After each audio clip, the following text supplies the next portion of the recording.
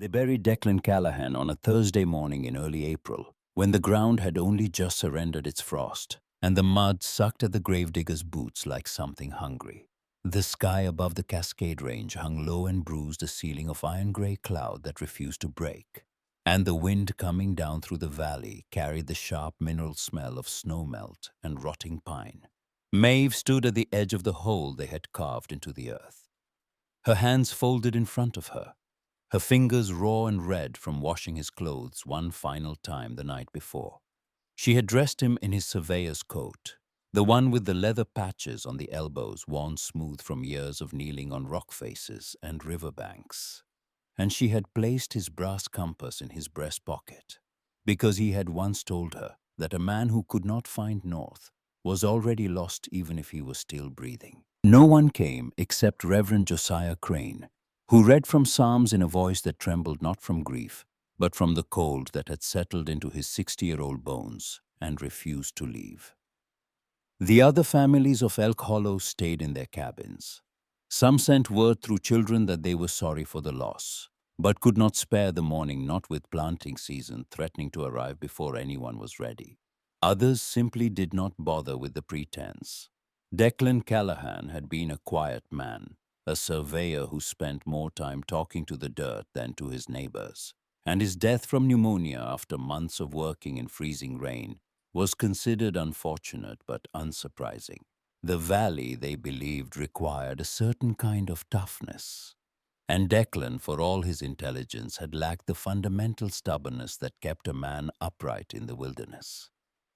They were wrong about this, as they would prove to be wrong about nearly everything that mattered. But Maeve did not know that yet. She only knew that the man who had understood the ground beneath their feet was now inside it, and that the silence he left behind was so complete it seemed to have weight. Crane closed his Bible and placed a hand on her shoulder. His lips were blue at the edges, his white beard crusted with ice crystals from his own breath. He looked at Maeve the way one looks at a small animal found shivering beside a road with pity that already contained the assumption of doom. She felt the shape of that pity, and something inside her chest hardened against it, a small cold stone forming where the grief was trying to pool. She did not cry at the grave. She had cried 3 nights earlier alone, pressing Declan's pillow against her face to muffle the sound so the coyotes on the ridge would not hear and mistake her anguish for something wounded they could eat. That was the last time. Grief, she discovered, was not an ocean you drowned in, but a river you either crossed or didn't, and she had decided to cross. The cabin Declan had built sat on a slight rise at the northern edge of their 40-acre claim, elevated above the valley floor by perhaps 60 feet. It was a modest timber frame structure, not large, not impressive by any standard that Harding Forsyth would recognize, but it possessed a quality that none of the other buildings in Elk Hollow shared. It was lifted. Declan had spent 3 additional weeks that first summer hauling river stones from the creek bed flat, gray basalt pieces the size of bread loaves, and he had laid them into a foundation plinth that raised the entire cabin 3 feet off the ground. The other settlers had thought this was vanity or eccentricity, the obsessive precision of a man who measured angles for a living, and could not stop himself from over-engineering a simple house.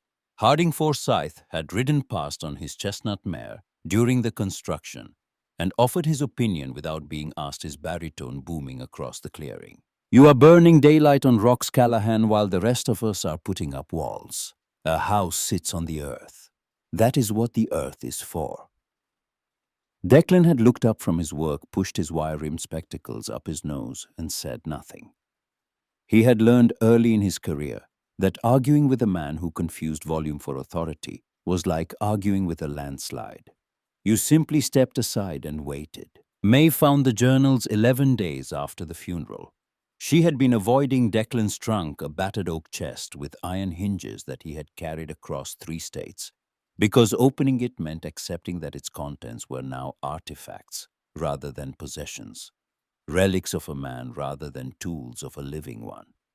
But the cabin needed repairs. The spring rains were finding gaps in the roof shingles, and she remembered Declan mentioning drawings of the roof truss system somewhere in his papers. The trunk contained 3 leather-bound notebooks, each one dense with Declan's small, precise handwriting. The letters formed with the careful regularity of a man trained to produce documents that would be read by county officials and land office clerks. The first notebook was a standard surveyor's field log full of elevation measurements, soil composition notes, and triangulation calculations for the property boundaries of Elk Hollow's homesteads. The second was more personal, a combination of geological observations and private reflections that read like letters written to the valley itself. The third notebook stopped Maeve's breath. It was a study of Elk Hollow's specific geography, and it was terrifying. Declan had mapped the valley's subsurface hydrology over 17 months of quiet, obsessive fieldwork. He had dug test pits at 40 locations across the basin floor, measuring water table depth, soil permeability, and peat layer thickness. He had tracked the behavior of the valley's dozen small streams across seasons, noting how they swelled and vanished, not draining outward through any natural channel, but simply sinking into the spongy ground and disappearing.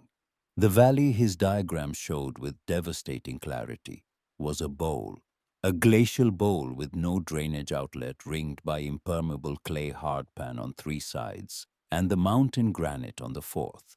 Every drop of water that entered the valley stayed in the valley, absorbed by a 12-foot layer of compressed peat that acted like a vast underground sponge. But the most alarming pages were the ones about heat. Declan had measured ground temperatures at various depths and discovered something that made him underline his own words 3 times, pressing so hard the pen had nearly torn the paper.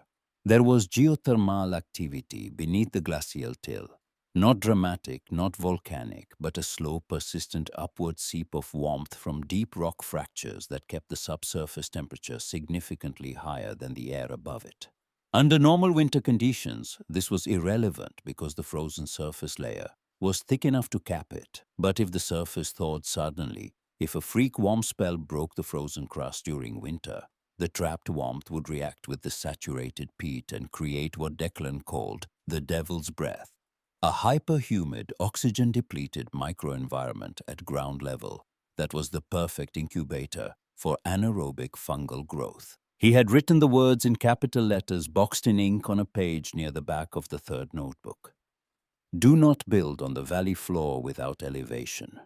Raise all structures on stone. Allow air beneath, the ground will betray. Maeve read this page 4 times. Then she walked outside and stood on the porch, looking down at the 15 cabins and outbuildings of Elk Hollow scattered across the basin below. Every single one of them sat directly on the earth. Their heavy timber joists pressed flat against the peat-rich soil, sealed tight against the wind. She thought about telling someone. She thought about walking down the ridge with Declan's notebook and showing them the diagrams, the measurements, the warnings. Then she thought about Harding Forsyth's face and the particular way his jaw set when anyone suggested he might not know everything about everything. And she thought about the other settlers who took their cues from Harding, the way iron filings aligned to a magnet. And she realized that showing them a dead man's notebook would accomplish nothing except confirming their belief that the Callahan widow was fragile, grief-addled, and in need of managing. She would not be managed, she would prepare. The work began in June quietly at first. Maeve started by felling dead-standing pine and oak on her own property, using the 2-man crosscut saw by herself, a process so awkward and exhausting that she ruined the first 3 cuts entirely, the blade binding and bucking until her shoulders screamed. She learned. She learned to read the lean of a dead tree, to notch the base on the downhill side, to let gravity do the work that her small frame could not. She bucked the fallen trunks into 18-inch rounds, split them with Declan's maul and iron wedges, and stacked the split pieces in loose rows across a sunny patch of her yard where the wind moved freely.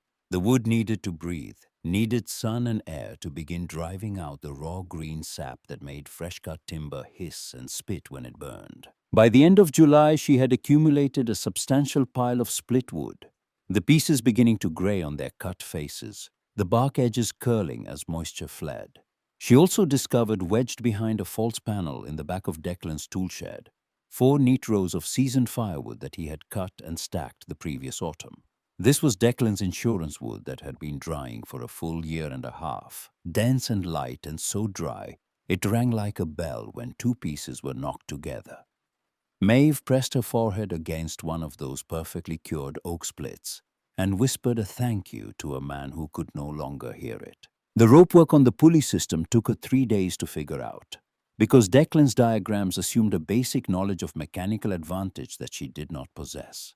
She threaded the rope wrong twice, creating configurations that multiplied her effort instead of reducing it. And on the second attempt, the entire rig seized under load and dumped a 60-pound oak round onto her left foot, bruising it so badly she limped for a week.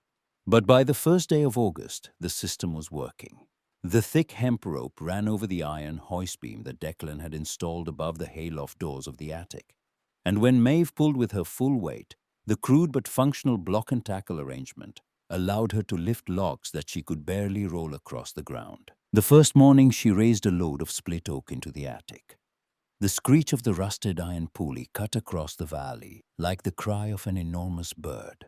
It was a sound that Elk Hollow had never heard before, sharp and rhythmic and relentless, and it drew stares from every wagon on the main valley road below. People stopped their horses. They shielded their eyes against the August sun and looked up at the Callahan property on the ridge where the small figure of the widow could be seen wrestling a bundle of firewood through the narrow attic door, her silhouette jerking and straining against the ropes like a puppet fighting its own strings. The mockery began that same day. Nettie Burgess was the first and loudest. She had a tongue that could strip bark from a living tree, a talent she deployed with the casual cruelty of someone who had never been on its receiving end. She was sitting on the porch of Forsyth's Mercantile that afternoon, fanning herself against the oppressive humidity that turned the valley into a closed fist of heat. And she watched Maeve haul another load up the side of the cabin, with an expression that mixed genuine bewilderment with something meaner. The grief has cooked her brain. She's putting green timber in the ceiling. One spark from that chimney, and the whole place goes up like a hay bale at a bonfire. Harding Forsyth stood in the doorway of his store, arms crossed over his broad chest, his shadow falling across the porch boards. He was a big man who wore his size the way some men wear titles as proof of a natural authority that required no further justification. He chuckled a deep proprietary sound. The weight alone will bring those rafters down before Christmas, Arthur. God rest him built a decent enough cabin, but no roof on earth is meant to hold 3 cords of hardwood. That woman is constructing her own coffin and doesn't know it. He used Declan's name wrong, calling him Arthur. And Maeve would later learn that he had always called him Arthur, never once bothering to learn the correct name of the man who had surveyed every property line in the settlement. This small carelessness contained the entire architecture of Harding's relationship with the Callahans, a relationship built on the assumption that they were minor characters in a story that was fundamentally about him. Word spread through Elk Hollow the way all gossip did in a settlement of 60 people completely and within hours. By the end of August, Maeve's project had become the town's primary entertainment. Children invented a chant that they sang while skipping rope near the creek. A simple, cruel melody about the crazy woman who lived in the clouds. Families discussed her at supper tables with the comfortable superiority of people who were doing the sensible thing. The sensible thing, as defined by Harding Forsyth and executed by Virgil Dunn, was a ground-level woodshed with tight walls and no ventilation. Virgil Dunn had arrived in Elk Hollow from the arid plains of West Texas, where the primary enemy of stored wood was sun and wind, not moisture. He was a competent carpenter, quick and efficient, a man who could throw together a functional structure in 3 days using nothing but hand tools and a plumb line. Harding commissioned him to build a massive shed, a sprawling ground-level structure with a slanted cedar roof, tongue and groove walls sealed with pine tar, and no windows. The design philosophy was simple and in West Texas perfectly sound. Keep the wind out, keep the wood dry. Virgil built it directly on the valley floor, the heavy base timbers resting on the peat-rich soil with nothing between them but a thin layer of crushed gravel. Every family in Elk Hollow hired Virgil. Those who could not afford his rates stacked their wood against the south-facing walls of their cabins and threw canvas tarps over the piles, creating smaller versions of the same airless ground contact storage. Virgil made more money in August and September of 1887 than he had made in the previous 2 years combined. He bought a new set of chisels from a catalog and a wool coat with brass buttons that he wore on Sundays with undisguised pride. He had no way of knowing that he was building incubators for the thing that would destroy them all. Maeve, meanwhile, worked. She worked in the pre-dawn darkness before the heat became unbearable, and she worked in the long violet dusks when the temperature dropped just enough to make the labor possible without fainting. She reinforced the attic joists according to Declan's architectural drawings, cross-bracing the rafters with heavy oak planks, distributing the increasing weight of the firewood in staggered breathable stacks that left channels between them for the cross-draft from the gable vents to flow through. She got some of it wrong. One afternoon in early September, she realized she had read Declan's diagram upside down and installed an entire section of cross-bracing in the wrong orientation. The supports pushing outward against the wall studs, instead of transferring load downward into the main beams. She spent 3 agonizing days dismantling her own work with a claw hammer and rebuilding it correctly, her hands bleeding from pulled nails and splintered wood, her vocabulary of profanity expanding significantly in the process. The attic was suffocating in September, a dark, airless oven that smelled of pine sap and old hay, and Maeve worked in it for hours each day, with sweat running into her eyes and soaking through her clothes, until the fabric clung to her like a second skin. She lost weight she could not afford to lose.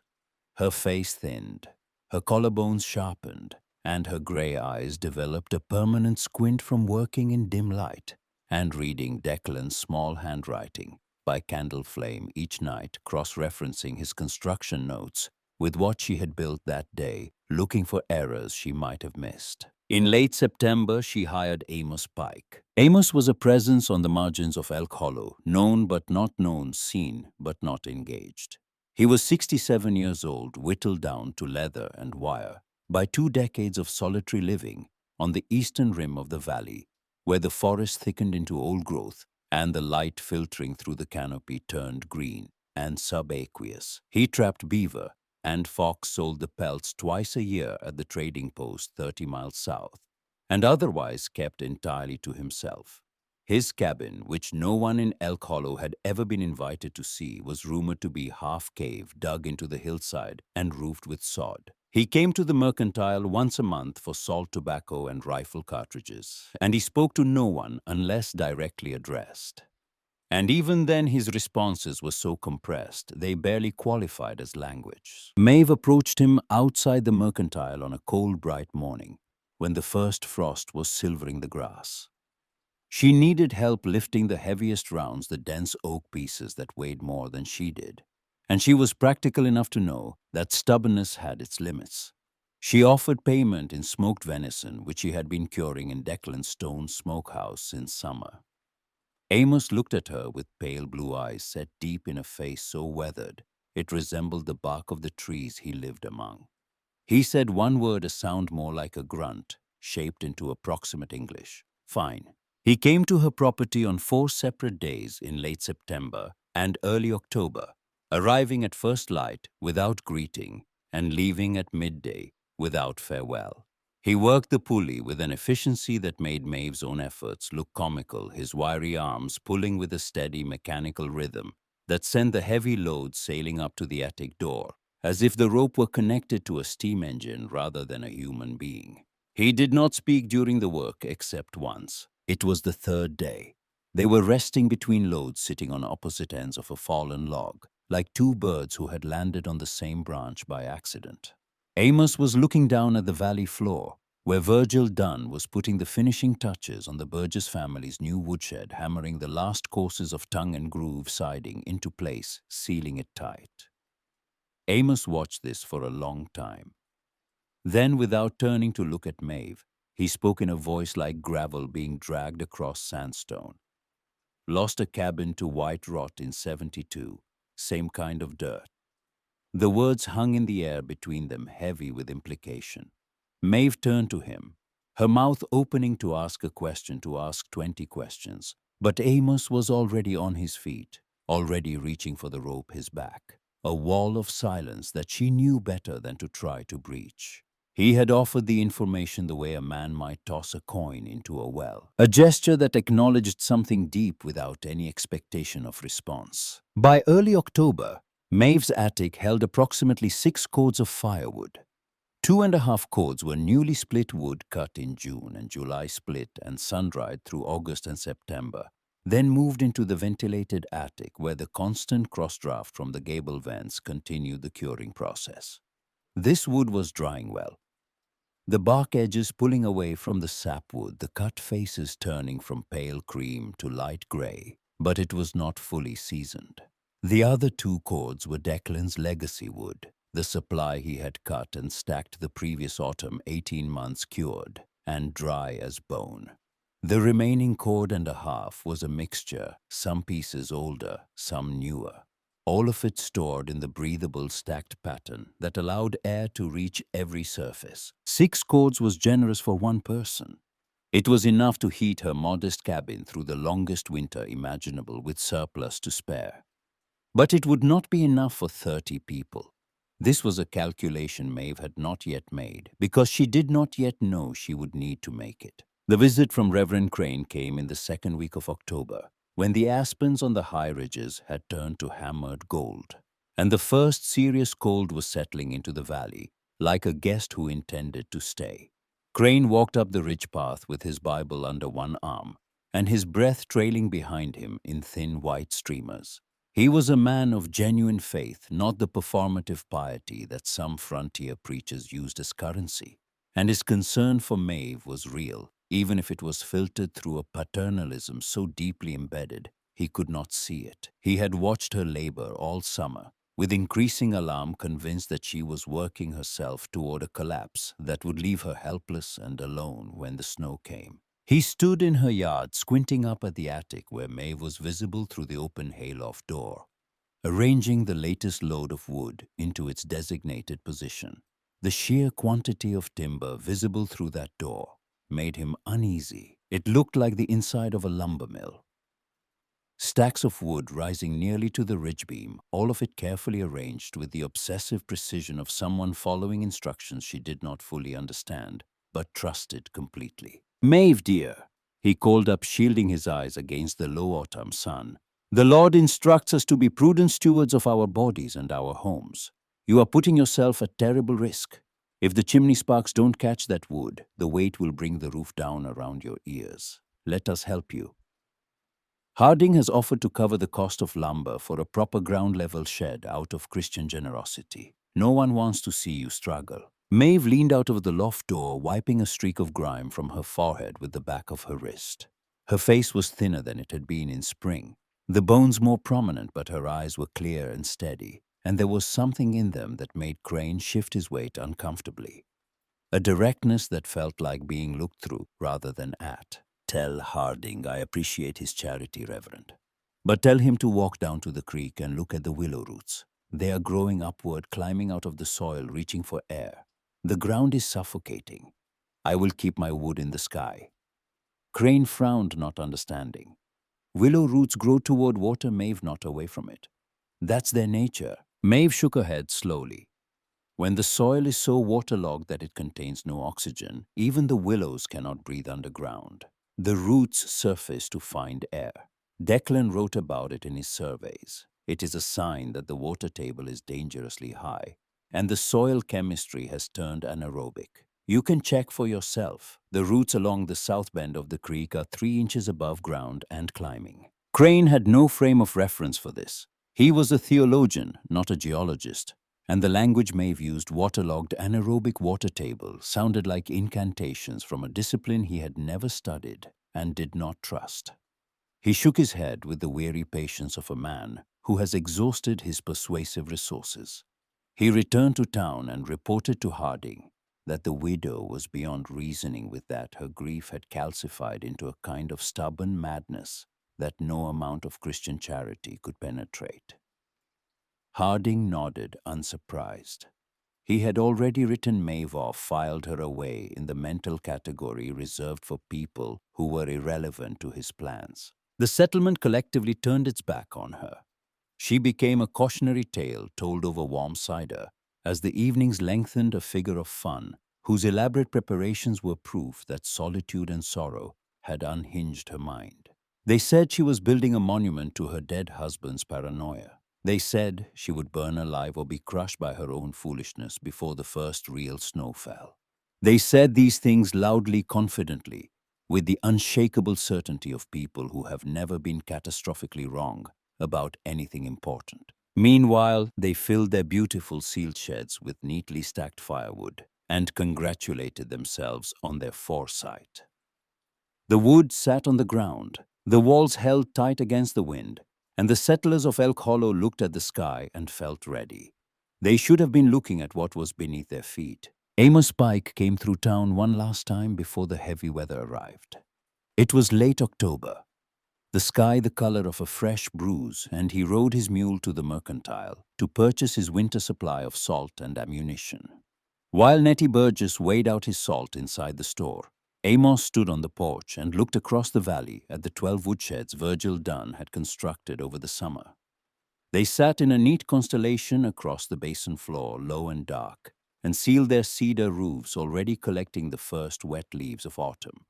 Amos's gaze moved from shed to shed, then dropped to the ground beneath them, the dark spongy earth that had taken on a subtle sheen of moisture despite the lack of recent rain. He looked at this for a long time, his jaw working slowly on a plug of tobacco. Then he spat a brown stream over the porch rail, shook his head once, and went inside to collect his salt. Nettie Burgess watched him through the window as he loaded his mule and rode away without a word. Strange old creature. Lives like an animal up on that hill. No wonder him and the Callahan widow get along. Both of them half wild and talking to the dirt. She laughed at her own observation, pleased with its neatness, and returned to her work behind the counter, unaware that the dirt had already been talking back, and that neither she nor anyone else in Elk Hollow had been listening. The night Ruth Forsyth came to Maeve's door was the 23rd of October, a Thursday, and the first hard freeze of the season had laid a crystal skin across every puddle and rut in the valley. Ruth came after dark, wrapped in a heavy shawl pulled up over her hair, moving with the quick, furtive gait of a woman who did not want to be seen. She knocked softly 3 times, and when Maeve opened the door, the firelight from inside fell across Ruth's face and revealed an expression that Maeve recognized instantly because she had seen it in her own mirror. The look of a person who knows something terrible and has no one to tell. Ruth stepped inside without waiting to be invited. She stood in the warmth of Maeve's cabin, pulling the shawl from her head, her eyes darting to the corners of the room, as if checking for observers even inside the privacy of 4 walls. She was 48 years old, a handsome woman with strong hands and a quiet competence that her husband's louder presence had permanently eclipsed. She had borne 3 children, buried 1, and raised the surviving 2, with a practicality that masked a deep intelligence she had learned to keep hidden, because visible intelligence in a woman made Harding uncomfortable, and an uncomfortable Harding made everyone's life harder. She spoke quickly, as if the words had been trapped behind her teeth for weeks and were now escaping under pressure. "I heard what you said to Silas at the mercantile, about the willow roots, about the ground suffocating." Maeve closed the door. She did not ask Ruth to sit down, sensing that this was not a social visit, and that formality would only slow whatever was trying to happen. Ruth's hands were clasped in front of her, knuckles white. "I grew up in bayou country outside Houma. My father built crawfish traps for a living. I know what saturated ground does. I know what happens to wood that sits on wet earth in a sealed space. I have known since you said it, and probably before that in the back of my mind where I keep the things I am not allowed to say." The firelight cast long shadows across the cabin walls. Outside, a coyote's cry spiraled up from the valley floor, thin and desolate. Maeve's voice was carefully neutral, the voice of a woman who had learned not to show hope because hope in her experience was a currency that others took from you. Then why didn't you say something? Why didn't you tell Harding? Ruth's laugh was short and bitter, a sound with no humor in it at all. Because Harding survived 2 Montana winters in ground-level shelters, and that survival is the foundation of everything he believes about himself. Telling him his method is wrong would be like telling him his name is wrong. He would not hear it. He would hear insubordination, and he would punish it with silence, and I would spend the winter alone in a house full of people. You can survive cold, Maeve.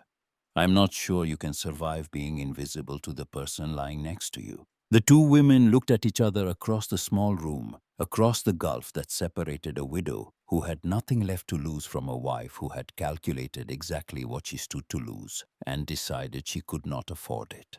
May felt something shift in her chest. Not sympathy exactly, but recognition. The painful acknowledgement that courage and cowardice were not always opposites, that sometimes they lived in the same body and took turns running things. Ruth asked for wood.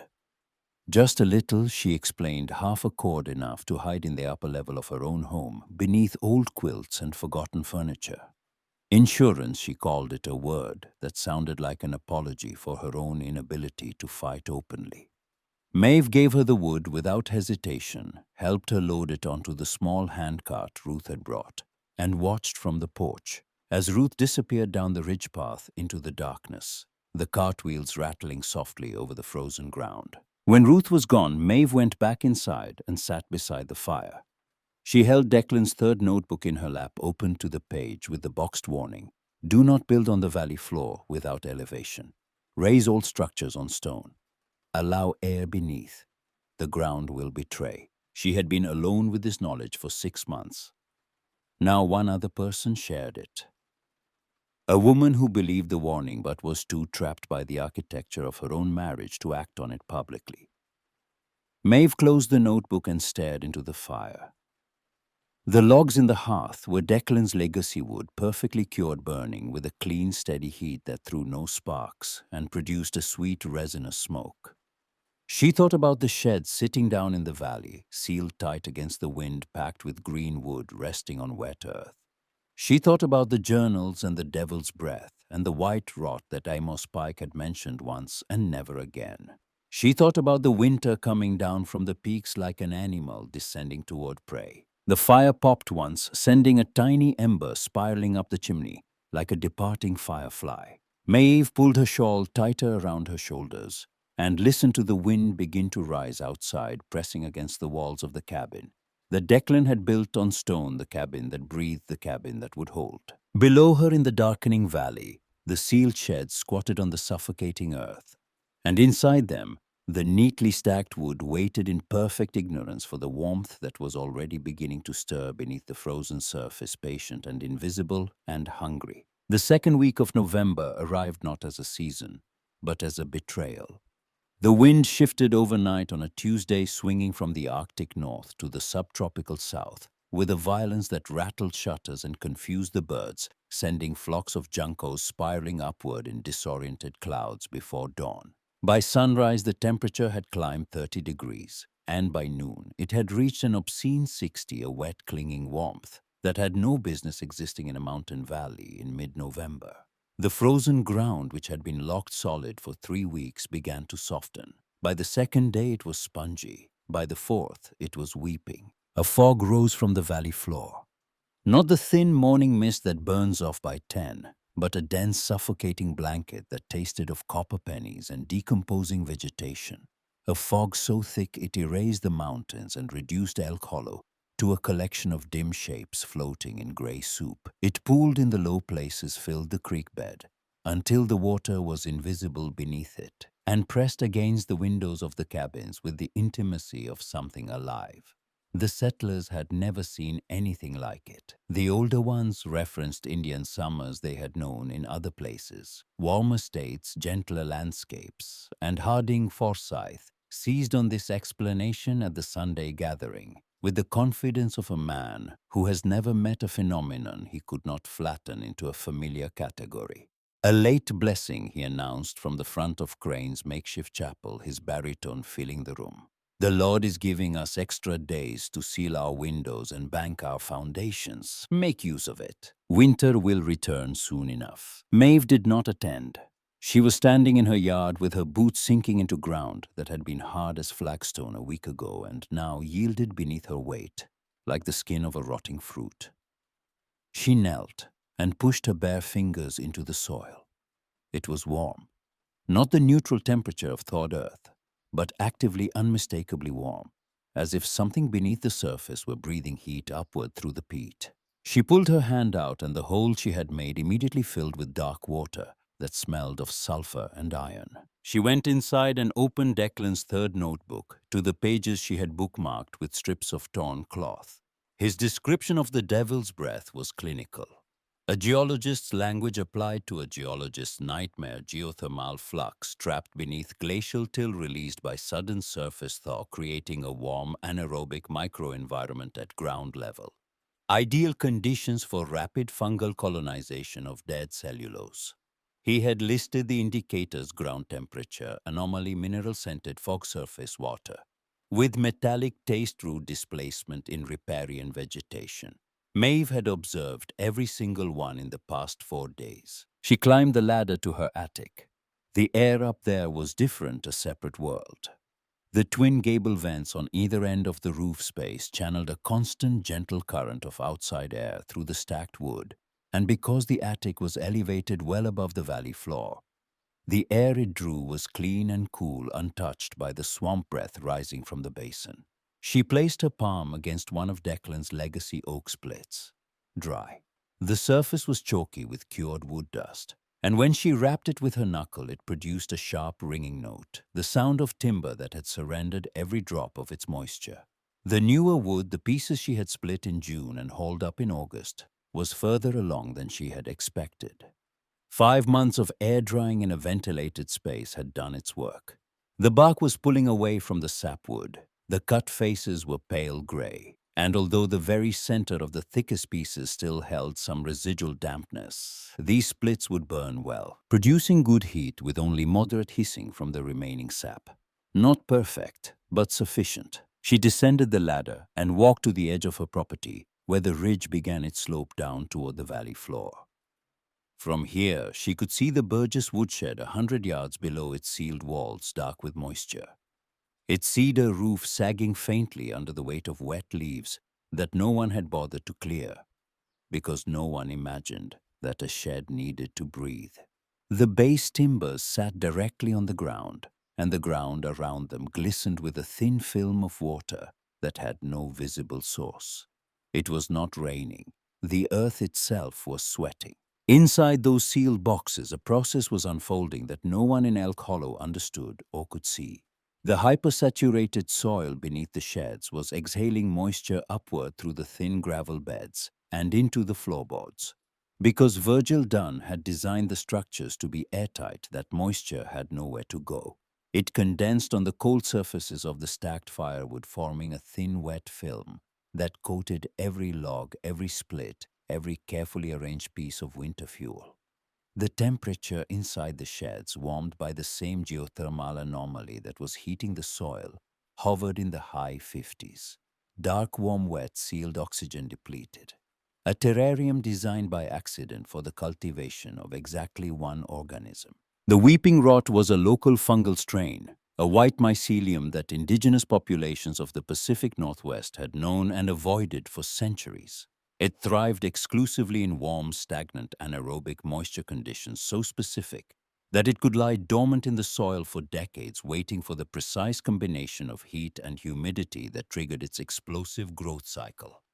It consumed dead cellulose, the structural fiber of wood, with a voracity that defied belief. Under ideal conditions, it could reduce a solid oak log to the structural integrity of wet chalk in less than 2 weeks. The conditions inside Virgil Dunn's sheds were ideal. The warm spell lasted 10 days. On the 11th day, the wind shifted back to the north with a savagery that dropped the temperature 40 degrees in 6 hours. The fog was ripped away, as if a curtain had been torn from a stage, revealing a valley that looked exactly the same as it had before: the same cabins, the same sheds, the same snow-dusted peaks above. Nothing appeared to have changed. But inside those sealed sheds, the weeping rot had completed its work, and the sudden return of bitter cold had flash-frozen the saturated, structurally compromised wood into something that looked like firewood, but had the internal consistency of frozen sponge. The blizzard arrived 3 days later on Thanksgiving morning, which no one in Elk Hollow celebrated because they were too busy nailing storm shutters and stuffing rags into the gaps around their doors. It came over the southern ridge as a wall of white, a curtain of snow so dense it obliterated the mountains in minutes and reduced visibility to the length of an outstretched arm. The wind drove the snow horizontally, packing it against the north-facing walls of every structure. Until the drifts reached the eaves, the temperature plummeted to 5 below zero and stayed there as if the cold had found its position and intended to hold it through the winter. Elk Hollow was sealed. The pass to the south was buried under 12 feet of snow. The logging road to the east was impassable. The nearest settlement with supplies was 30 miles away across terrain that might as well have been the surface of the moon. The settlers retreated to their hearths and lit their fires with the small supply of dry wood they kept inside their homes for immediate use, confident that when this supply ran out, they could wade through the snow to their magnificent sheds and retrieve more. 2 weeks passed. The indoor wood dwindled log by log, fire by fire. Nettie Burgess ran out first. She had always burned extravagantly, keeping her hearth roaring day and night, because she believed that a cold house was a moral failing evidence of a husband who did not provide. She bundled herself in every garment she owned, pulled Silas's beaverskin hat down over her ears, and fought her way through waist-deep snow to the shed that Virgil Dunn had built them in August. The shed she had admired all autumn for its tight construction and solid cedar roof. The door was frozen shut, sealed by a rim of ice that had formed where the melted snow met the cold wood. She chipped at it with the back of a hatchet for 10 minutes, her fingers going numb inside her gloves, her breath crystallizing on her eyelashes until she could barely see. The door swung open, and the smell hit her like a physical force.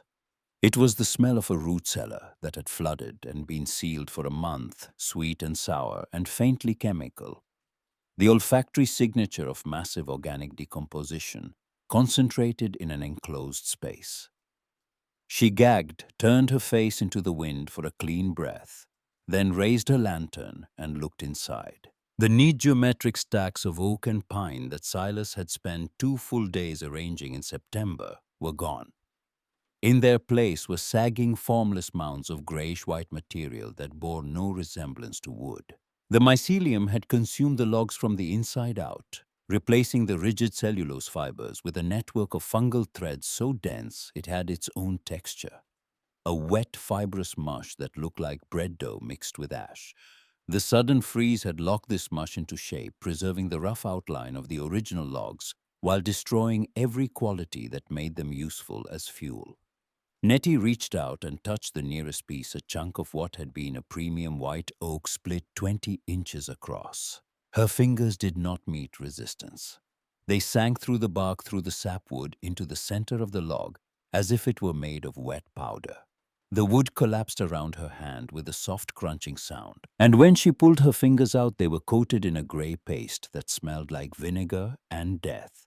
Her scream tore across the valley, shredded by the wind, but still audible above the howl, a sound so raw and desperate that Silas came running from the cabin, without his coat, plunging into the snow in his shirt sleeves, convinced that his wife was being attacked by an animal. The panic spread at the speed of rumor, which in a snowbound settlement is approximately the speed of a man in snowshoes. Within hours, every family in Elk Hollow had made the same terrible pilgrimage to their own shed and discovered the same nightmare.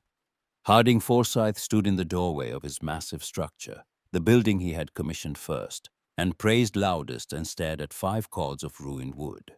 The top layer, perhaps an armful of splits that had been farthest from the ground and closest to the roof, was marginally salvageable, still holding enough structural integrity to burn if dried carefully. Everything below it was infected. He picked up a log that should have weighed 15 pounds, and it crumbled in his hands like a clod of frozen mud, releasing a puff of spores that made him cough and step backward.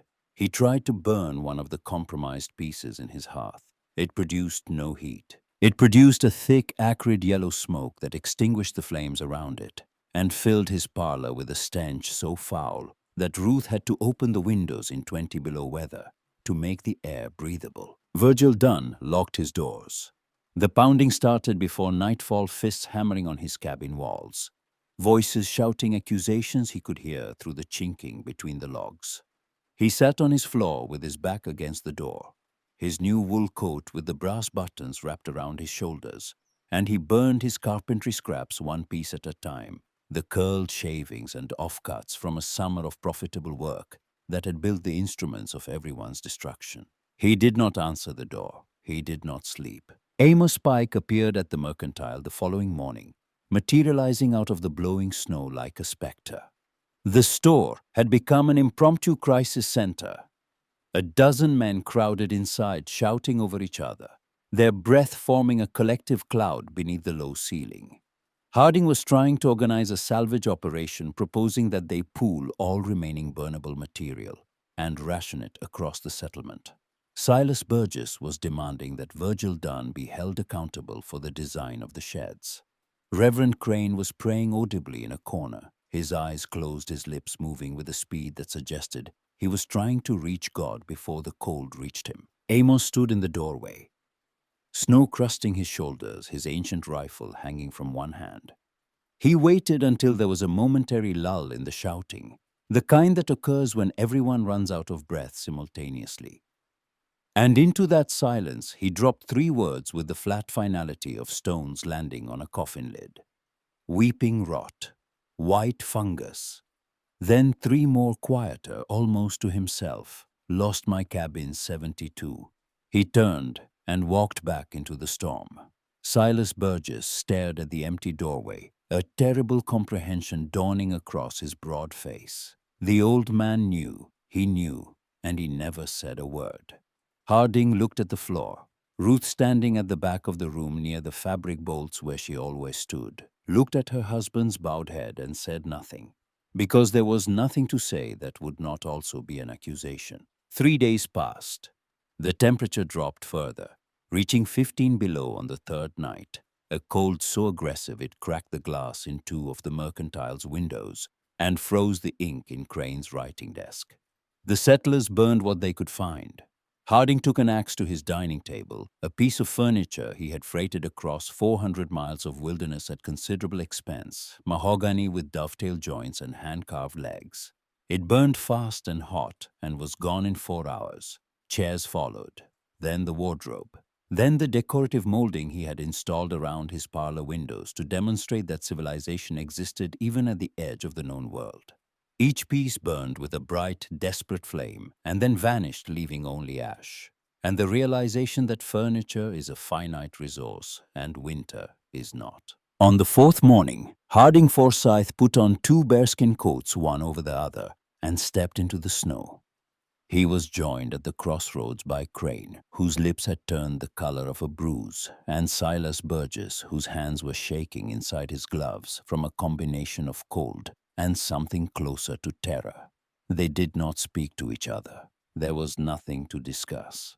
They simply turned their faces toward the ridge and began to climb. The path to Maeve's property, a gentle 10-minute walk in summer, took them nearly an hour in the waist-deep drifts. The snow had an almost malicious quality, collapsing beneath their weight and then grabbing their legs as they tried to pull free, so that each step required the full expenditure of energy that 3 steps would normally cost. By the time they reached the cleared stone pathway of Maeve's property, all 3 men were gasping, their faces raw, their beards crusted white.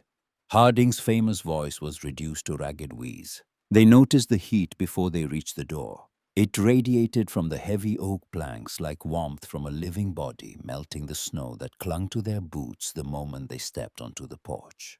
Through the thick walls, they could hear the muffled crackle of a well-fed fire, a sound so beautiful and so painful that Silas Burgess made a noise in his throat that was very close to a sob. The door opened before Harding could knock. Maeve stood in the threshold in a light wool shawl over a plain linen dress, her feet in wool stockings, her cabin behind her, a cathedral of warmth. The hearth held a magnificent fire, the logs glowing with the deep orange radiance of perfectly cured hardwood, and the air that escaped through the open door smelled of roasted turnips, pine tea, and the sweet, clean smoke of seasoned oak. The contrast between her comfort and their suffering was so stark it felt like a physical blow, a slap delivered not by a hand, but by the accumulated weight of every decision they had made since August. Maeve looked at them one by one, her gaze moving from face to face with the impersonal patience of a woman reading names off a headstone. No triumph in it, no pity and no warmth. She spoke their names as if reading them from a list. Harding, Reverend, Silas. You look cold. Silas broke first, his composure cracking like ice under a boot heel. We are dying, Maeve. Nettie is coughing blood. The wood is gone, every stick of it rotted through to powder. We have nothing left. We are burning our own houses to stay alive, and it is not enough. Maeve did not step aside. She did not widen the door. She stood exactly where she was, occupying the space between warmth and cold, with the immovable patience of someone who had spent 6 months preparing for this exact moment. Not with eagerness, but with the grim certainty of a woman who had read her husband's warnings and understood that being right was not the same as being happy. Harding reached inside his coat and produced a leather pouch heavy with coin, silver dollars and gold eagles.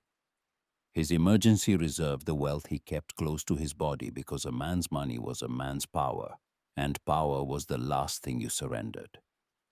He held it out, his massive hand trembling. Triple the market rate, Maeve. For every cord you can spare, name any price.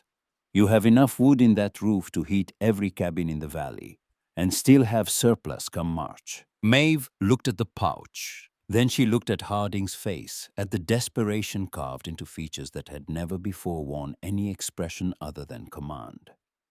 Your silver will not catch a spark, Harding, and it will not keep me warm. I do not want your money.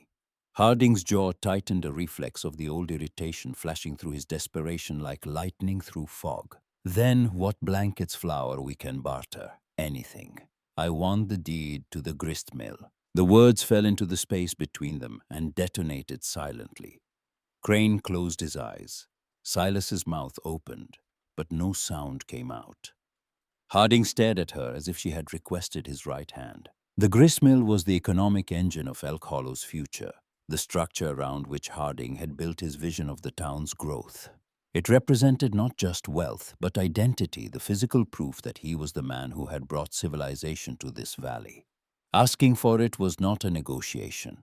It was a dismantling. You have lost your mind entirely. That mill is worth 10 times this property. You are holding us hostage over firewood. Maeve's voice did not rise. It did not harden. It remained exactly as it had been, level and clear and stripped of every emotion except a cold, factual precision that was more devastating than any shout. My husband died surveying the land your fortune sits on. And when I was left alone, you treated me like something to be pitied and discarded. You mocked me. You told this town I was mad. You sent your preacher to manage me like a stray animal. If I had not read Declan's journals, I would be freezing in the dark beside you right now, burning my table legs and praying for a thaw that will not come. I am not holding you hostage, Harding. I am pricing your survival at the same rate you priced my dignity, which is to say, everything you have. She began to close the door.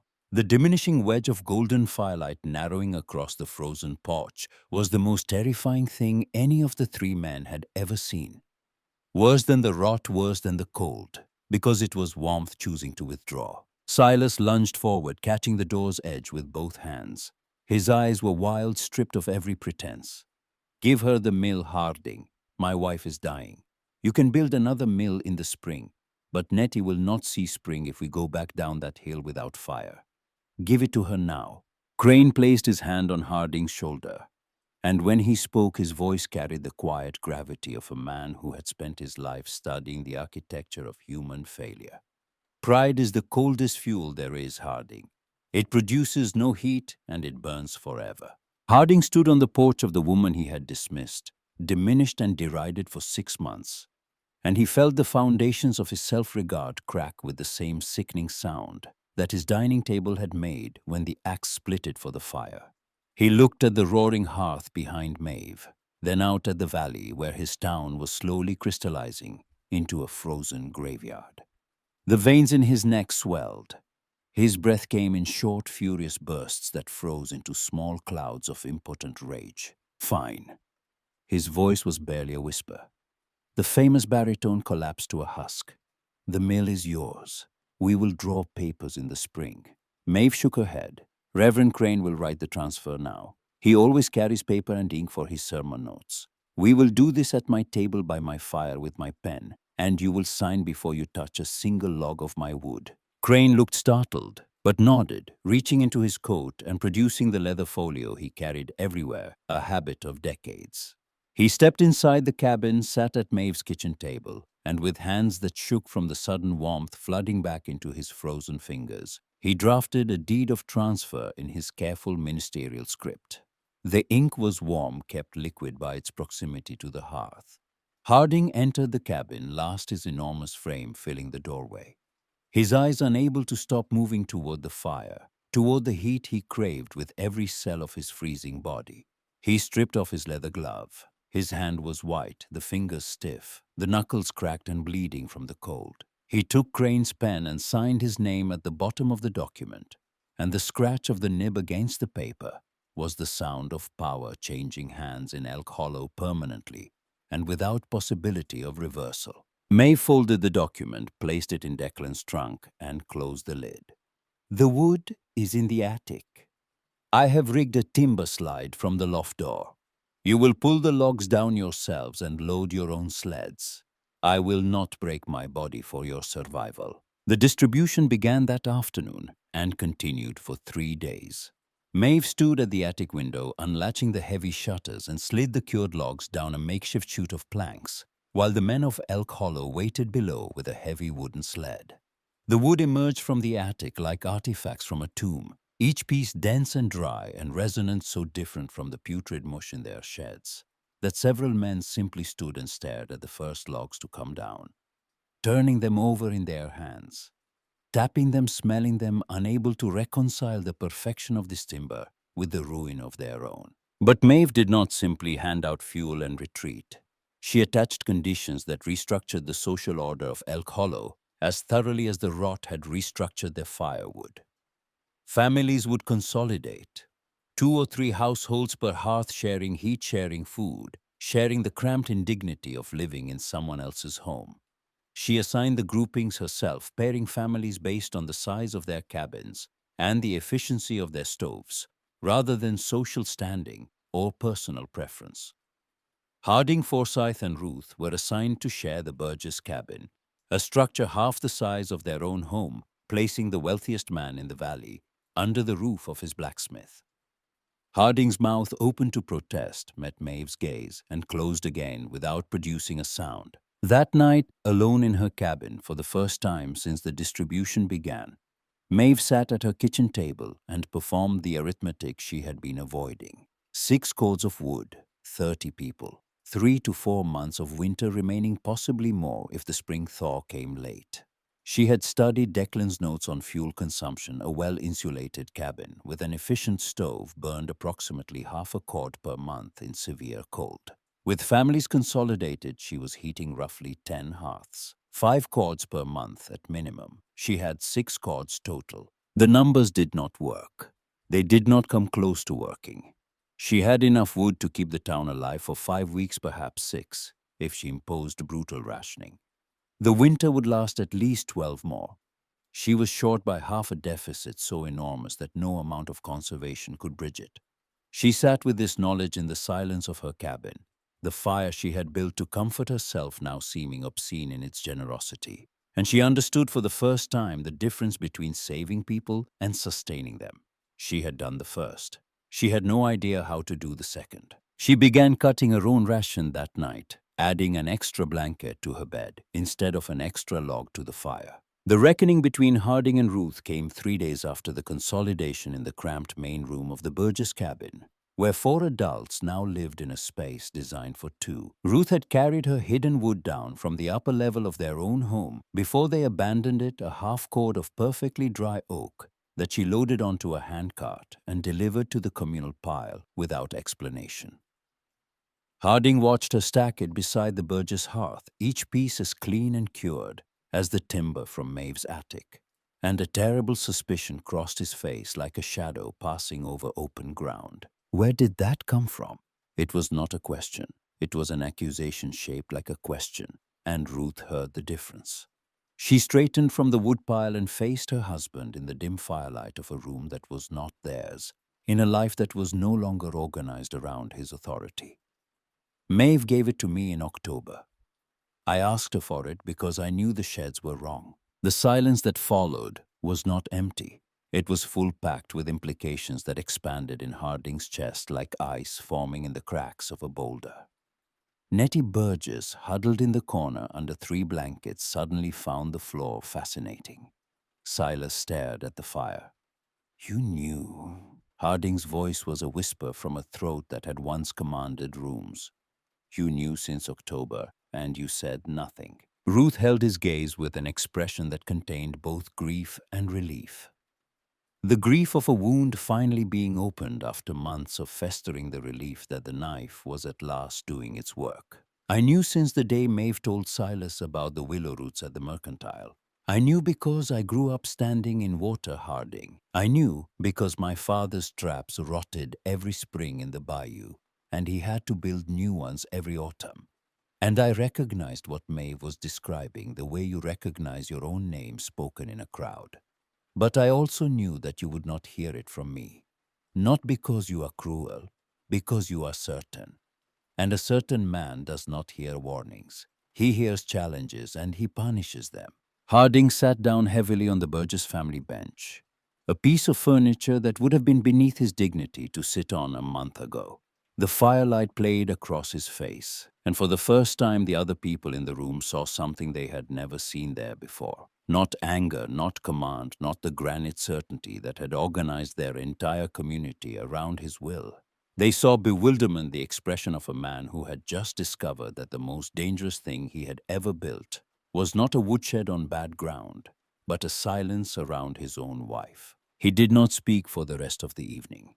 Ruth sat beside him, not touching him, not looking at him, simply present in the way that a person is present at the bedside when something is dying, and there is nothing to do but wait for it to finish. Outside, the wind screamed across the valley, driving the temperature toward 20 below, and the snowpack on the roofs of Elk Hollow grew heavier with each passing hour, pressing down on foundations that no one had yet thought to worry about, because the ground beneath their feet had already committed its first betrayal, and they did not yet know it was capable of a second. The sound that woke Maeve on the night of January 9th was unlike anything she had heard before.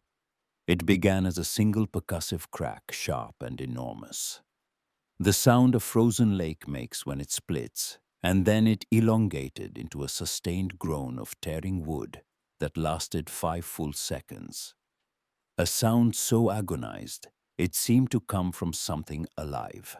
She was out of bed and onto the porch before the echo died, her shawl pulled around her shoulders, her bare feet burning on the frozen planks. In the pale blue moonlight, she could see the silhouette of Virgil Dunn's cabin on the valley floor, a quarter mile below. The roofline, which had been straight and level that morning, now sagged dramatically in the center, a deep concavity that looked like the spine of an animal that had been struck from above. As she watched, holding her breath, the entire right side of the structure surrendered. The wall bowed outward, the roof followed it down, and the building folded inward on itself with a muffled roar that sent a plume of white snow billowing upward into the moonlight, like the ghost of the house departing its own wreckage. By dawn, the full scope of the valley's second betrayal was visible in the merciless winter light.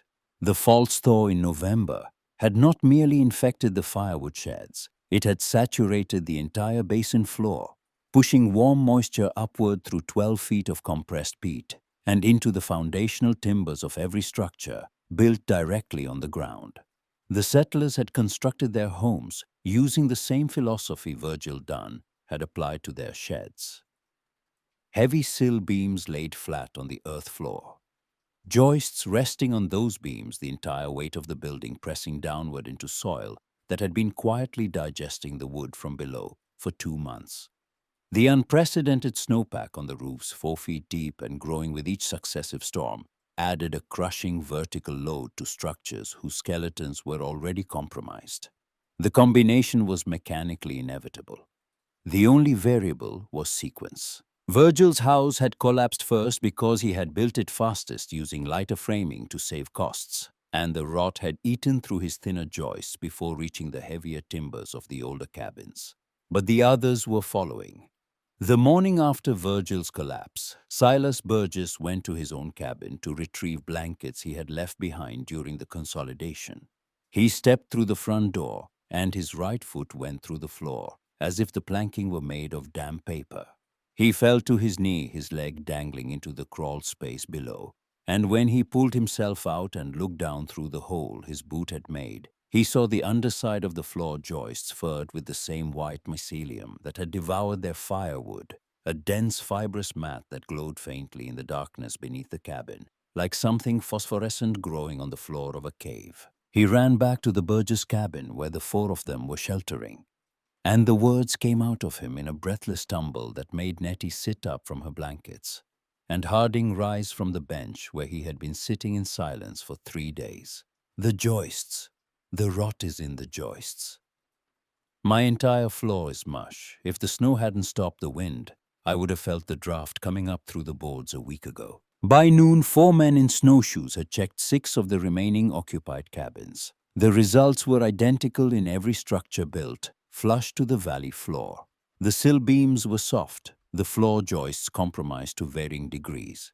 The subfloor planking warped and spongy. 2 of the houses were already showing visible sag in their roof lines, the weight of the snowpack slowly bending the weakened frames inward. One of them, the Hendricks Place near the south end of the valley, had a crack running the full length of its ridge beam that you could see daylight through. The second collapse came at 2 in the afternoon, while the inspection parties were still making their rounds. The Perkins cabin, occupied by a young couple and their infant son, folded at the center, with a sound like a ship breaking apart on rocks. The family was not inside. They had moved into the mercantile during the consolidation, but their possessions, their clothes, their bedding, a hand-carved cradle that Samuel Perkins had spent 3 months building for his firstborn. All of it was swallowed by the wreckage and buried under 4 feet of snow that rushed in through the shattered roof. Martha Perkins stood in the doorway of the mercantile and watched her home disappear and made no sound at all, which was worse than screaming because it meant the capacity for reaction had been exceeded. The third house went at sunset. A slow theatrical failure, the north wall leaning outward over the course of an hour, like a tree deciding which direction to fall, until the rafters pulled free of the ridge beam, with a series of gunshot cracks, and the entire structure accordioned into a heap of splintered lumber and snow. Nobody's homes. It had been abandoned 2 weeks earlier. But watching it die in the orange light of the winter dusk, the settlers understood that they were not dealing with isolated failures. The valley floor was consuming their town from underneath, and every building that touched the ground was a candidate for the next execution. The collapse of the Burgess cabin came the following morning, and this one drew blood. Maeve was descending the ridge path with a sled loaded with the day's ration of firewood, when she heard the sound, a bass rumble followed by a sharp splintering crash, and then Nettie's voice, a high keening wail that cut through the still air with surgical precision. Maeve broke into a run, the sled rope burning through her gloves. By the time she reached the cabin, the front wall had buckled inward, and the floor had dropped 18 inches on the east side, tilting the entire structure like a ship taking on water. Silas was dragging Nettie through the front door, which was now canted at an angle, and Harding was inside trying to wrestle the cast-iron cookstove away from the collapsing floor. The stove weighed 300 pounds. The floor beneath it was disintegrating in real time, the planks splitting and sagging under the concentrated weight. Ruth was pulling at Harding's arm, trying to get him out, but Harding had locked his hands around the stove legs with the irrational determination of a man who has already lost everything important and is now fighting to save something purely because he cannot bear to lose one more thing. Maeve pushed past Ruth and into the cabin. The floor groaned beneath her feet, the boards flexing with each step like the deck of a boat in heavy seas. She reached Harding and grabbed his collar with both hands, pulling backward with all of her slight weight. "Leave it. The stove is iron. It survives. You do not." Harding released the stove. He and Maeve turned for the door. The ceiling joist directly above them chose that moment to let go a 12-foot beam of Douglas fir that had been the backbone of the Burgess cabin's roof structure. It swung downward like a massive pendulum still attached at one end and struck Maeve across the right shoulder with the full momentum of its falling weight. The impact drove her to her knees. She heard the collarbone snap before she felt it, a clean, bright sound like a green branch being broken. And then the pain arrived, white and total, erasing everything else from the world for 3 full seconds. Harding caught her before she hit the floor. He lifted her with the ease of a man carrying a child and carried her out through the ruined doorway into the snow where Crane was waiting with blankets and the nearest thing to medical supplies that Elk Hollow possessed, which was whiskey and torn linen. They set the bone by Phil Crane holding Maeve's shoulders, while Silas manipulated the fractured clavicle back into approximate alignment. And Maeve bit down on a leather strap and made a sound through her clenched teeth that none of them would ever forget, a sound that was not a scream, but a refusal to scream, the sonic equivalent of a woman who would not give the valley the satisfaction of hearing her break. They bound her arm against her body with strips of cotton sheeting. The pain settled into a deep pulsing throb that synchronized with her heartbeat and would not diminish for weeks. She stood up. Crane reached for her elbow to steady her, and she pulled away, swaying, but upright, her face the color of candle wax, her eyes burning with something that went beyond determination into a territory that had no comfortable name. The crowd gathered at the base of the ridge that afternoon. They did not climb. They stood in the snow, 30 people, and looked up at the cabin on the stone foundation. The only structure in Elk Hollow that stood perfectly plumb. Its walls vertical, its roof unbowed, its chimney producing the steady plume of smoke that had become the most important landmark in the valley. They looked up at it and they understood finally and completely what Declan Callahan had tried to tell them with his raised foundation and his ventilated attic and his wife who hauled firewood into the sky while they laughed. Harding climbed alone. He moved slowly, not from the cold, but from the weight of what he was carrying, which was not physical. He reached the porch and stood before Maeve, who had come outside despite the pain, her right arm bound against her chest, her left hand gripping the porch rail for balance. His baritone was gone. What remained was the voice of a man speaking from the bottom of something he had dug himself into over the course of a lifetime. "The foundations are gone, Maeve. Every cabin on the valley floor. The rot ate the joists and the snow is crushing what is left. We have nowhere to go." Maeve looked down at the people standing in the snow below the ridge. She saw the Perkins baby wrapped in a flour sack because they had lost their blankets in the collapse. She saw Virgil Dunn standing apart from everyone, his head down, his new wool coat hanging open because the buttons had been torn off during the destruction of his home. She saw Nettie Burgess leaning against Silas, coughing into her fist, the sound wet and rattling and deep. She saw children she did not know the names of, small figures in oversized clothing. Their faces raw and bewildered, too young to understand why the world had turned hostile but old enough to feel it. She went inside. She closed the door. She sat in the chair beside the fire, her broken shoulder sending jagged bolts of pain down her arm with every breath, and she stared into the flames and asked herself whether she owed these people anything at all. They had mocked her. They had called her mad. They had sent their preacher to manage her and their children to ridicule her, and their silence to isolate her during the loneliest year of her life. She had warned them and they had laughed. She had shown them the willow roots and they had waved her away. She had hauled wood into the sky with bleeding hands and an aching back, and they had made it into a joke, a parable of female hysteria to be shared over cider and self-congratulation. she could stay inside. She had enough wood for herself. The cabin was sound. She owed them nothing. She sat with this thought for a long time, feeling its sharp edges testing its weight. Then she opened Declan's third notebook to the final entry written 2 days before the pneumonia took his voice and 5 days before it took his life. His handwriting on this page was shakier than usual, the letters wavering with fever, but the words were clear.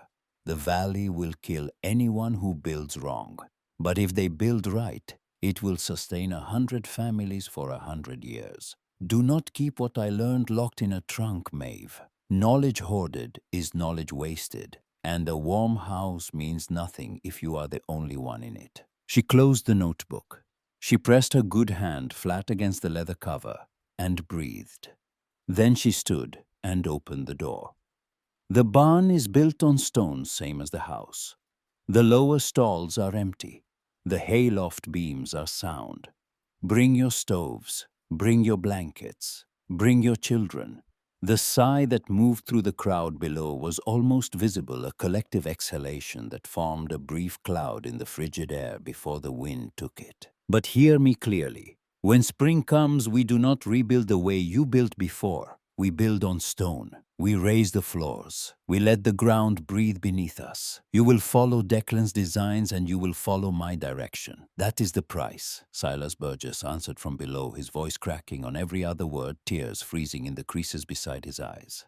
Whatever you say, Maeve. Anything. Just let us come in. The migration into Maeve's barn took the rest of the day and most of the following night. 30 people carrying cast-iron stoves on makeshift sleds, dragging bundles of blankets and clothing, through chest-deep snow, hauling sacks of flour and salt pork and dried beans up a ridge that fought them for every foot of elevation. The barn was a large structure built by Declan, with the same meticulous attention to foundation and ventilation that he had applied to the cabin. Stone plinth raised floor-open stalls below reinforced hayloft above gable vents at both ends. It smelled of old hay and horse sweat and dry timber, and to the refugees of Elk Hollow, it smelled like salvation. Maeve organized the space with her left hand and her unbroken will. Families with children and the sick took the hayloft, where heat from the stovepipes rose and collected beneath the peaked roof. Able-bodied adults took the lower stalls, colder and more exposed, but structurally protected from the wind. Harding Forsyth was assigned a stall at the far end of the barn, the coldest position farthest from any stove. He accepted without protest, carrying his bedroll to the designated spot and spreading it on the hay-covered floor, with the mechanical obedience of a man who had surrendered the right to object. The first week was chaos. 30 people in a space designed for livestock produced a density of noise and smell and friction that tested everyone's sanity. Nettie Burgess complained about the proximity of the Hendricks family, whose infant cried through the night. The Perkins boy developed a croupy cough that frightened his mother into hysterics. 2 men nearly came to blows over a blanket that both claimed ownership of. And beneath all of it, a current of blame directed at Virgil Dunn, who had designed the sheds, who had built the incubators, who had profited from the very structures that had destroyed them. Maeve shut her down on the 8th day. She gathered everyone in the central aisle of the barn, standing on an overturned feed trough, so they could see her despite her small stature. Her bound arm pressed against her ribs, her face drawn with pain she would not acknowledge. Virgil built what Harding told him to build. He used the design Harding approved. He was paid by every family in this valley to construct exactly what they asked for. If you want to blame the carpenter, you must also blame the man who drew the plans and the people who paid for them, which is all of you. We survive this together, or we die separately, and I will not referee a trial while the snow is still falling. Virgil Dunn, sitting against the far wall with his knees drawn up and his face hidden, lifted his head and looked at Maeve. It was the first time anyone had defended him since the disaster began. He did not speak. He did not need to. The gratitude on his face was so naked and so raw that several people looked away, embarrassed to have witnessed it. The weeks ground forward. February arrived without mercy, the coldest month in the history of Elk Hollow, by a margin that would become local legend. The thermometer nailed to the barn door. a mercury instrument that Crane had salvaged from the mercantile bottomed out at 25 below on 3 consecutive nights. And then the mercury froze entirely, rendering the device useless and leaving them to measure the cold by its effects. How fast water froze in a cup. How quickly breath turned to ice on fabric. How many seconds a bare hand could grip an iron tool before the skin stuck. Maeve's wood supply diminished at a rate that kept her awake at night, counting, recounting, projecting forward into a future that the numbers said was impossible. She rationed with surgical precision, allocating specific quantities to each stove, checking the burns twice daily, adjusting for changes in wind direction and temperature. She cut her own consumption to nearly nothing. Sleeping under 4 blankets in the coldest corner of the barn, ceding her place near the stoves to children and to Nettie, whose cough had settled into a permanent wet rattle that sounded like gravel rolling in a tin can. Crane found Maeve one night, sitting on the barn porch in 15 below darkness, her shawl inadequate against the wind, her good hand gripping the railing, her body shaking. "You are rationing yourself out of existence, Maeve. You cannot lead these people if you freeze to death on your own porch." Maeve's teeth were chattering so hard the words came out fractured. "I counted the wood this morning, Reverend. We have enough for 2 weeks. Winter has at least 5 more. The arithmetic does not yield to prayer." Crane stood beside her in the dark, 2 people staring at the same impossible equation. He had no answer. There was no answer. The numbers were the numbers, and the cold was the cold. And no amount of faith or cleverness could manufacture firewood from empty air. Ruth Forsyth began organizing the women during the 3rd week of February quietly, and without announcement, the way she had always operated. She established a rotation for cooking, cleaning, and tending the sick-freeing Maeve from the domestic logistics that had been consuming hours she did not have. She negotiated truces between families whose proximity had turned minor irritations into blood feuds. She sat with Martha Perkins through the long nights when the infant's cough was worst, holding the baby against her chest, so Martha could sleep. And she did all of this without asking Maeve's permission or seeking Maeve's praise, simply stepping into the gaps that needed filling with the competence of a woman who had spent a lifetime managing a household while pretending she wasn't. Maeve noticed. One evening she caught Ruth's eye across the crowded barn, and the look that passed between them contained no words and needed none. It was the recognition of 2 women who had arrived at authority through entirely different routes, one by demanding it, and one by making herself indispensable until it was given, and who now understood that neither route alone would have been sufficient. The solution, when it arrived, came not from calculation, but from a place no one had thought to look. Amos Pike appeared at the barn door on a Tuesday morning, in the 3rd week of February, materializing out of a ground blizzard that had reduced visibility to 0, leading his mule through snow that reached the animal's belly.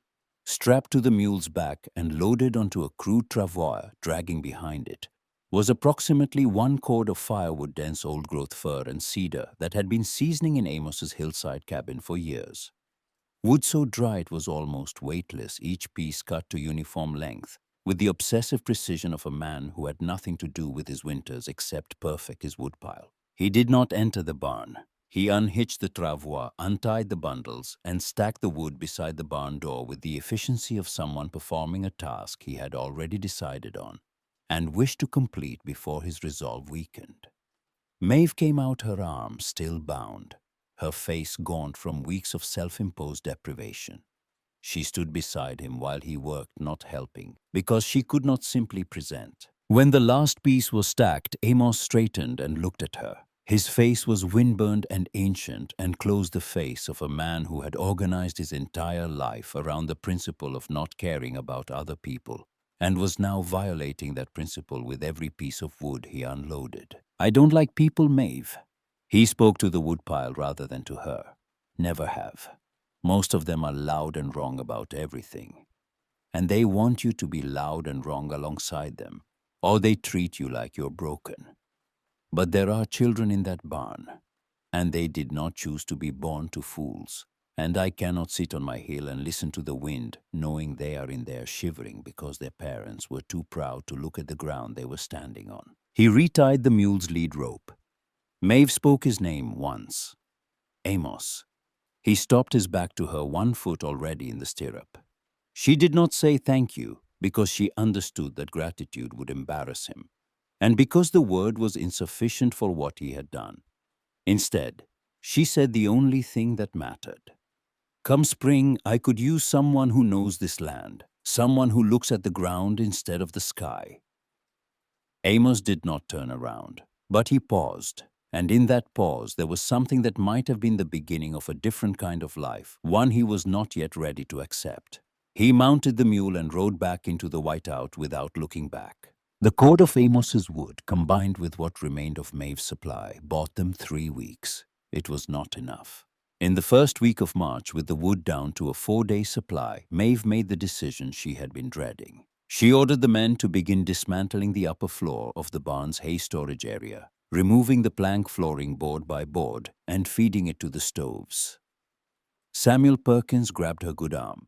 His face twisted, his infant son wailing against his wife's chest behind him. You are tearing apart the only roof over my boy's head. Maeve pulled free and looked at him with a face that had not known proper sleep in a month. I am removing the ceiling so we can keep the floor. We move downward, tighter, colder, alive. The alternative is warmer and dead. Samuel's hand fell away. He looked at his son, then at the rafters above, then at the dwindling woodpile beside the stove, and the arithmetic did what Maeve's words could not. They tore the upper floor out over 2 days, working in shifts, prying boards with crowbars and pulling nails with claw hammers, the sound of their own shelter being disassembled, filling the barn with a percussive rhythm that felt like a countdown. The displaced families from the loft moved downward into the stalls, doubling the density, tripling the smell, quadrupling the friction. Bodies pressed against bodies for warmth. Privacy ceased to exist. Every cough, every whisper, every cry was shared by 30 people who had no choice but to endure each other, because the alternative was the snow. Harding changed during those final weeks. The transformation was not dramatic. There was no speech, no confession, no public reckoning. He simply began to work. He organized the men into a rotation for clearing snow from the barn roof, a critical task that no one had been performing systematically, and that left unaddressed would have added the barn to the list of collapsed structures. He repaired the stovepipe joints when they separated, burning his hands on the hot iron without complaint. He split the boards that Maeve designated for burning, reducing them to efficient pieces that fit the stove boxes precisely, wasting nothing. He did all of this without being asked and without directing others, a man who had learned that authority earned through service was different in kind from authority claimed through volume. One evening, near the end of March, with the last of the barn flooring burning low in the stoves, and the first tentative warmth of approaching spring barely detectable in the lengthening daylight, Ruth found Harding sitting in his stall carving a small wooden horse from a scrap of oak. It was for the Dunn girl, the 5-year-old who had spent the winter sleeping between her parents in a horse stall, and who had adopted Harding as a surrogate grandfather, with the indiscriminate affection of a child who does not understand social hierarchies. He carved with surprising delicacy, his big hands guiding the knife with a precision that spoke of patience he had never before had reason to develop. Ruth sat beside him. The silence between them had changed over the winter, evolving from the charged emptiness of unspoken accusation into something quieter and more sustainable. The silence of two people who have passed through the worst thing together and emerged into a landscape they do not yet recognize but are willing to explore. Harding spoke without looking up from his carving. I was right in Montana. The shelters I built there saved lives. I just could not see that being right in one place does not make you right in every place. I turned my experience into a wall, and I made everyone stand behind it, including you, especially you. He paused, the knife still against the wood, and when he spoke again, his voice carried a different weight, the weight of a specific shame surfacing after months submerged. I called him Arthur every time. His name was Declan, and I never once cared enough to learn it. and he was the only man in this valley who understood the ground we were all standing on. Ruth did not reply immediately. She leaned her shoulder against his, the first voluntary contact between them in months, and the warmth of it said what language could not. The thaw came in the second week of April, 3 weeks later than anyone had prayed for arriving, not with a dramatic warming, but with a slow, grudging retreat of the cold, the temperature climbing 1 or 2 degrees per day, the icicles on the barn eaves beginning to drip at midday, the snow compressing and darkening as it absorbed the strengthening sun. On the morning that the first patch of bare earth appeared on the south-facing slope below the barn, a dark, wet triangle of soil steaming faintly in the sunlight, Martha Perkins began to cry and could not stop for an hour. And no one told her to, because every person in the barn understood that she was crying for all of them. They emerged into a valley that looked like a war had passed through it. 8 of the 15 original structures had partially or fully collapsed. The woodsheds were flattened, their contents composted into unrecognizable mulch. The mercantile had survived because it was the oldest and most heavily built structure in the settlement, but its floor sagged dangerously and would need to be entirely replaced. The creek had swollen with snowmelt and jumped its banks, flooding the southern quarter of the valley with brown, silty water that would take weeks to recede. Elk Hollow, as they had built it, was gone. What remained was the land which had never belonged to them in the way they had assumed, and 30 people who now understood this. Maeve stood on the ridge with Declan's third notebook open in her good hand, her right arm still bound, but healing the shoulder, knitting itself back together with the slow, stubborn determination that characterized everything about her. Below, the sound of hammers had already begun. Virgil Dunn, rehabilitated by necessity and by Maeve's public defense, was drawing new foundation plans on a plank propped against the mercantile wall. Plans that began with riverstone plinths and raised floor joists and ventilation gaps beneath every structure.